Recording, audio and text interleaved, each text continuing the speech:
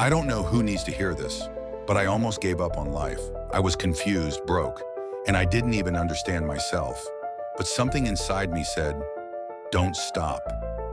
There was a time I didn't know where my life was going. Some days I was happy, some days I was sad. I just knew one thing. I wanted to be better and help my family. While people were sleeping, I was learning. I failed many times. I wanted to quit. But I told myself, if I stop now, nothing will ever change.